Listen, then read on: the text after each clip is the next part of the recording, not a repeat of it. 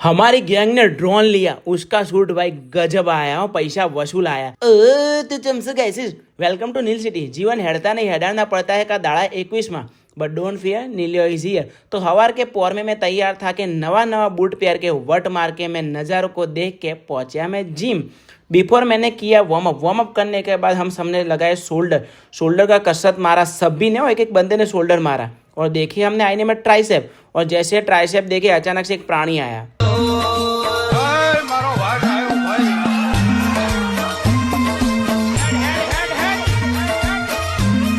પછી कसरत के जोड़े जोड़े हमने थोड़ी घनी मस्ती वगैरह करी। फिर सभी ने जोड़े मड़ के बाइसेप को फूलाया। પછી मैं हीरो बन के गंजेटी पे सवार मैं निकला घर से हम निकले दूसरा घर देखने। हमको लेना था भाड़े, મળે तो भाड़े, પોતાનું મળે तो પોતાનું, तो मिला नहीं। फिर बाजार से एक हमने कैरी उठाया। आइला अंशुमान तू इधर।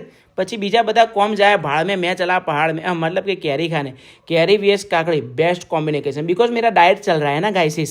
પછી दुकान जाने के लिए मैं निकला। आइला अंशुमान तू दोबारा।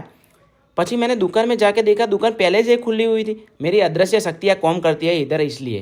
फिर थोड़ा घना साफ सफाई, थोड़ा मैंने अपना अंदरूनी टैलेंट दिखाया, और टैलेंट के चक्कर में मैं नेचर पढ़ता रह गया।